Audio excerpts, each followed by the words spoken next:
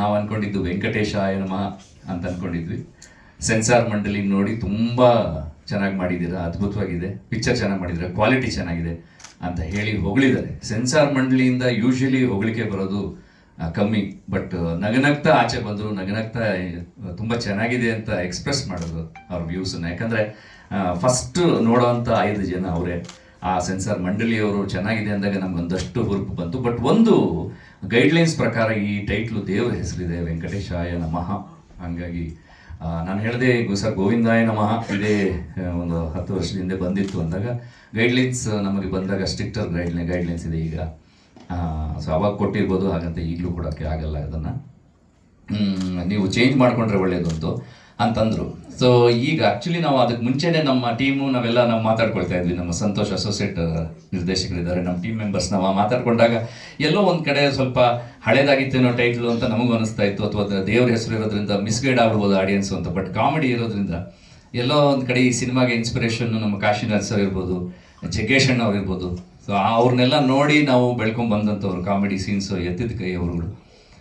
ಅದರಲ್ಲೆಲ್ಲೋ ಒಂದು ಈ ಲೈಫಲ್ಲಿ ಲವ್ ಮಾಡಿ ಜಿಗುಪ್ಸೆ ಹೊಂದಿ ಆ ಜಿಗುಪ್ಸೆಯಿಂದ ಸಾಯಕ್ಕೆ ಅಂತ ಹೊರಟಂಥ ಒಬ್ಬ ಹುಡುಗ ದೇವಸ್ಥಾನಕ್ಕೆ ಬಂದು ಅವನು ನನ್ನ ಹೆಸರನ್ನ ಚೇಂಜ್ ಮಾಡ್ಕೊಳ್ತೀನಿ, ನನ್ನ ಲೈಫನ್ನು ನಾನು ಚೇಂಜ್ ಮಾಡ್ಕೊಳ್ತೀನಿ, ಒಂದು ಲವ್ ಅನ್ನೋದೇ ಬೇಡ, ನನ್ನ ಜೀವನದಲ್ಲಿ ಬರೀ ಹೆಣ್ಮಕ್ಳ ಜೊತೆ ಆಟ ಆಡ್ತೀನಿ ಅಂತ ಡಿಸೈಡ್ ಮಾಡಿದವನು ಮತ್ತೆ ಅವನಿಗೆ ಗೊತ್ತಿಲ್ಲದೆ ಅವ್ನು ಲವಲ್ಲಿ ಬೀಳ್ತಾನೆ ಅನ್ನೋದು ಈ ಕಥೆಯ ಸಾರಾಂಶ. ಸೊ ಈ ಥರದ ಸನ್ನಿವೇಶಗಳಲ್ಲಿ ತುಂಬ ಕಾಮಿಡಿ ವರ್ಕೌಟ್ ಆಗುತ್ತೆ ಅಂತ ಅನಿಸಿ ಈ ಸಬ್ಜೆಕ್ಟನ್ನು ನಾನು ಮಾಡಿಕೊಂಡು ಫಸ್ಟು ಡೈಲಾಗ್ ರೈಟರ್ಸು ಅಭಿನಂದನ್, ಆಮೇಲೆ ಪ್ರಶಾಂತ್ ಅಲ್ಲೇ ಇದ್ದಾರೆ ನಮ್ಮ ಜೊತೆ. ಸೊ ಹೇಳಿದಾಗ ತುಂಬ ಚೆನ್ನಾಗಿದೆ ಸರ್, ತುಂಬ ಚೆನ್ನಾಗಿ ವರ್ಕೌಟ್ ಆಗುತ್ತೆ ಅಂತ ಹೇಳಿದ್ರು. ಸೊ ಕಾಮಿಡಿ ಈಗ ತಪ್ಲನಣಿ ಸರು ಫಾರ್ ಎಕ್ಸಾಂಪಲ್ಲು, ನಮ್ಮ ರಾಜಶೇಖರ್ ಸರ್ ನಾವು ಜೊತೆಲಿ ಕಾಂಬಿನೇಷನ್ ಕೂತ್ಕೊಂಡಾಗ ಆ ಫಸ್ಟ್ ಡೈಲಾಗ್ಸ್ ಕೇಳಿದ ತಕ್ಷಣ ತುಂಬ ಚೆನ್ನಾಗಿದೆ ಅಂತೆಲ್ಲ ಹೇಳಿದ್ದಾರೆ.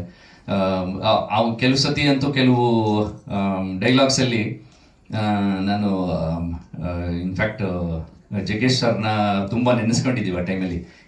ಈ ಡೈಲಾಗ್ನ ಜಗ್ಗೇಶ್ ಅಣ್ಣ ಹೇಳಿದ್ರು ಹೆಂಗಿರುತ್ತೆ ಅಂತೇಳಿ, ಸುಮಾರು ಆಮೇಲೆ ಹೇಳ್ತಾ ಹಂಗೆ ಆಗ್ಬಿಡುತ್ತಲ್ಲ ಅಂತ ಫೀಲು ಎಂಜಾಯ್ ಮಾಡ್ತೀವಿ. ಈಗ ಫಾರ್ ಎಕ್ಸಾಂಪಲ್ಲು ಸಮಯ ಸಂದರ್ಭ ನೋಡಿಕೊಂಡು ಆ ಕಡೆ ಈ ಕಡೆ ಯಾರೂ ನಮ್ಮನ್ನು ನೋಡ್ತಾ ಇಲ್ಲ ಅಂತಂದರೆ ನಾನು ಒಂದು ಸೀನ್ ಹಾಕೋತಾ ಇದ್ದೆ ಅಂತ ಅಲ್ವಾ.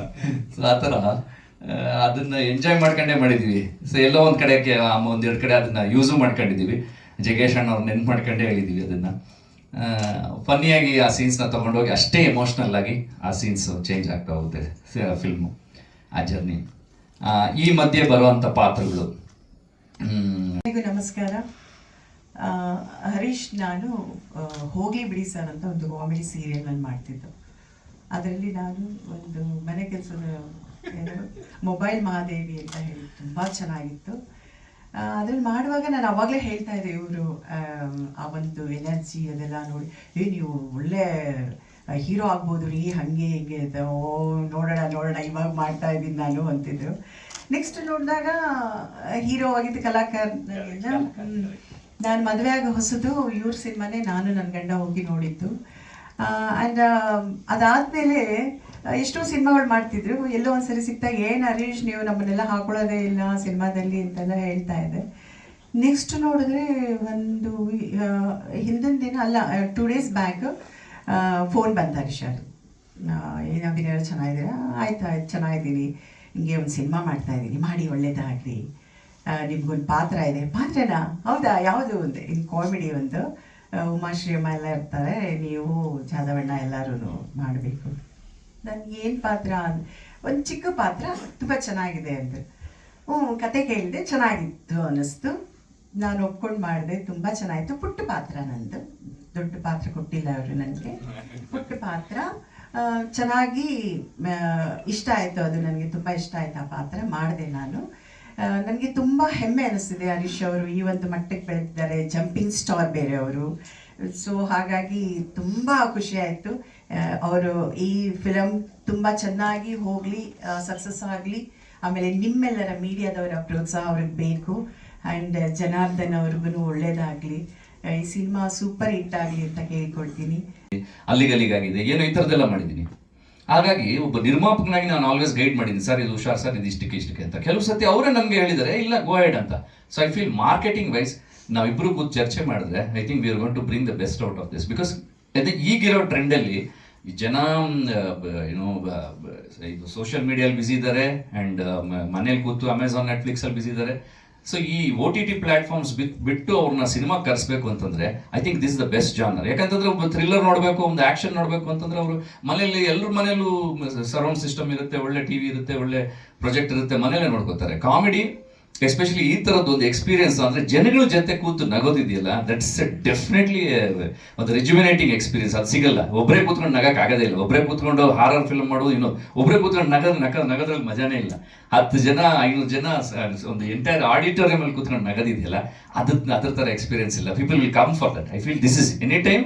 ಆ್ಯಂಡ್ ಲವ್, ನೀವು ನೋಡಿ ಎಂಥ ದೊಡ್ಡ ಟೈಟಾನಿಕ್ ಸಿನಿಮಾ ಆದರೂ ಅದಕ್ಕೆ ದೊಡ್ಡ ಟೈಟಾನಿಕಲ್ಲಿ ಒಂದು ಲವ್ ಸಬ್ಜೆಕ್ಟ್ ಇಲ್ಲದೆ ಇದ್ದಿದ್ರೆ ಅದರಲ್ಲಿ ಟೈಟಾನಿಕ್ ಸಿನಿಮಾ ಮುಳುಗೋಗಿರೋದು. Because of the love it has survived. And ನಮ್ಮಲ್ಲಿ ಆ ಮಿಡಿತ, ಈ ಸಿನಿಮಾ ಲವ್ ನೋಡಿ ಕಾಕ್ಟೇಲ್ ಅನ್ನೋ ಒಂದು ಮಿಶ್ರಣ ಇದೆಯಲ್ಲ, I think that is going to touch. ಅದನ್ನು ನಾವು ಇಟ್ಕೊಂಡು ಈಗ I think that title is going to push forward, ನಮ್ಮನ್ನು ಅದು ಮುಂದಕ್ಕೆ ತೊಗೊಂಡೋಗುತ್ತೆ ಅಂತ ಅನ್ಸುತ್ತೆ ಸರ್. TNK ಅಂತಾರೆ. TTNK ಅಂದರೆ ಏನು ಅಂತ ಇವ್ರಿಗೆ ಡೌಟ್ ಆಗುತ್ತೆ. TTNK ಅಂದರೆ ಏನು ಅಂತ ನಾನು ಡ್ಯಾಶ್ ತೋರಿಸಿ ಎಲ್ಲ ಡ್ಯಾಶ್ ಅಂತೀನಿ.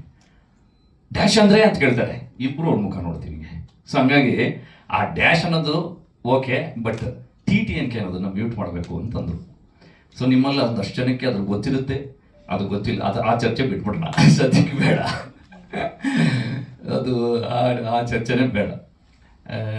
ಹೀಗಾಗಿ ಒಂದು overall it's a fun film, love subject ಇಟ್ಕೊಂಡಿರುವಂಥ ಸಿನಿಮಾ. ಸೊ ಎಲ್ಲ ಹುಡುಗರು ಜೀವನದಲ್ಲೂ ಈ ಥರದ್ದೊಂದು ಸಿಚುವೇಶನ್ ಬಂದಿರುತ್ತೆ. ಅಂದರೆ ಒಂದು ಲವ್ ಆಗೋದು, ಡಿಸಪಾಯಿಂಟ್ ಆಗಿರೋದು, ಆ ಡಿಸಪಾಯಿಂಟ್ಮೆಂಟ್ನ ಲೈಫ್ನ ಕ್ಯಾರಿ ಮಾಡದೆ ಖುಷಿಯಾಗಿರ್ಬೋದು. ನಿಮಗೋಸ್ಕರ ಇನ್ನೊಂದು ಒಳ್ಳೆ love, that might be the true love ಅನ್ನೋದನ್ನು ಒಂದು ಮೆಸೇಜ್ ಇಟ್ಕೊಂಡು ಮಾಡಿದ್ದೀವಿ. ಈಗ ನಿರ್ಮಾಪಕರು ಒಂದೆರಡು ಮಾತನಾಡ್ತಾರೆ. ಈ ಸಿನಿಮಾವನ್ನು ನಮ್ಮ ಹರೀಶ್ ಸರ್ ತುಂಬ ಚೆನ್ನಾಗಿ, ನಾನು ನಿರ್ಮಾಪಕ ಅನ್ನೋದು ಬಿಟ್ಟರೆ ಉಳಿದಿದ್ದ ಜವಾಬ್ದಾರಿ ಎಲ್ಲ ಅವ್ರ ತಲೆ ಮೇಲೆ ಹಾಕೊಂಡಿದ್ದಾರೆ. ನಮಗೆ ಹೊಸದು, ಆದರೆ ಏನಕ್ಕೂ ನನಗೆ ಪೂರ್ತಿ ನನಗೆ ಅಷ್ಟೊಂದು ಇದು ಮಾಡಿಕೊಡ್ತಾರಲ್ಲ, ಎಲ್ಲ ಜವಾಬ್ದಾರಿ ಆ್ಯಕ್ಚುಲಿ ಹೇಳ್ಬೇಕಂದ್ರೆ ಅವರೇ ನಿರ್ಮಾಪಕ, ನಿರ್ದೇಶಕ ಮತ್ತು ನಟ ಎಲ್ಲ ಆಗಿರಬೇಕು. ಅಂಥದ್ರಲ್ಲಿ ನನಗೆ ಸ್ವಲ್ಪ ಬಂದೋಗೋದಕ್ಕೆ ಫ್ರೀ ಮಾಡ್ಕೊಂಡು ಬನ್ನಿ, ಇದು ಮಾಡಿ ಅದು ಸಹಕಾರ ಕೊಡಿ ಅಂತ ಅಷ್ಟೇ ಕೇಳ್ತಾ ಇರೋ ಹೊರತು ಏನೂ ನನ್ನ ತಲೆ ಮೇಲೆ ಆಗಲಿಲ್ಲ. ಹಾಗಾಗಿ ಜವಾಬ್ದಾರಿ ಪೂರ್ತಿ ಅವರೇ ತಗೊಂಡಿದ್ರು. ಅದಕ್ಕೆ ನಾನು ಅವ್ರಿಗೆ ಕೃತಜ್ಞತೆ ತೋರಿಸ್ತೀನಿ. ಮತ್ತು ಎಲ್ಲ ಈ ಸಿನಿಮಾ ತುಂಬ ನಮಗೆ ಚೆನ್ನಾಗಿ ಬಂದಿದೆ, ನೀವೆಲ್ಲರಿಗೂ ತಿಳಿಸಿ ನೀವು ನೋಡಿ ಆರೈಸಬೇಕು ಅಂತ ನನಗೆ ಸದ್ಯ ಕೇಳ್ಬೋದು. ನಾನೊಬ್ಬ ಡೈಲಾಗ್ ರೈಟರ್ ಆಗಿ ನಿಮಗೆಲ್ಲ ಆಲ್ರೆಡಿ ಪರಿಚಿತ ಇದ್ದೀನಿ. ಆದರೆ ಈ ಸಿನಿಮಾದಲ್ಲಿ ಬರವಣಿಗೆಯಲ್ಲಿ ನಮ್ಮದು ಪಾತ್ರ ಇಲ್ಲ, ನಾನು ಇದರಲ್ಲಿ ಒಂದು ಪಾತ್ರನ ಮಾಡಿದ್ದೀನಿ. ಅದಕ್ಕೆ ಕಾರಣ ಹರೀಶ್ ಸರು ನಾನು ನಿರ್ದೇಶನ ಮಾಡಿರೋಂಥ ಒಂದು ಸಿನಿಮಾದಲ್ಲಿ ನಟನೆ ಮಾಡಿದರು. ಸೊ ಆವಾಗ ಶೂಟಿಂಗ್ ಟೈಮಲ್ಲಿ ಅವರೊಂದು ಮಾತು ಹೇಳಿದರು ನನಗೆ, ಸರ್ ನೀವು ಹೇಳ್ಕೊಡೋದು ನಿಮ್ಮ ಟೈಮಿಂಗು ಎಲ್ಲ ನೋಡಿದ್ರೆ ನನಗೆ ತುಂಬ ಖುಷಿಯಾಗುತ್ತೆ.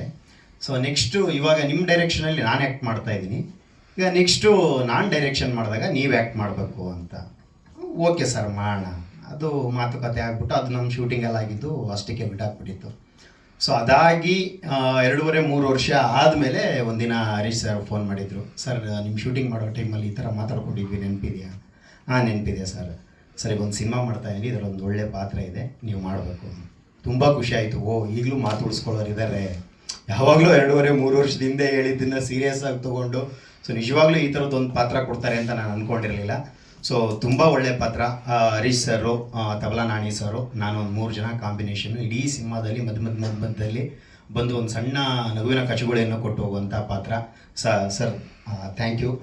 ಫಿಲಮಲ್ಲಿ ಲವ್ ಕಾಕ್ಟೈಲ್, ಅದು ಆ್ಯಕ್ಚುಲಿ ಮುಂಚೆ ವೆಂಕಟೇಶ ನಮಃ ಇತ್ತು, ಅದಕ್ಕೋಸ್ಕರ ಅವರು ಟೈಟಲ್ ಟ್ರ್ಯಾಕು ಕೇಳಿದರು ಸರ್.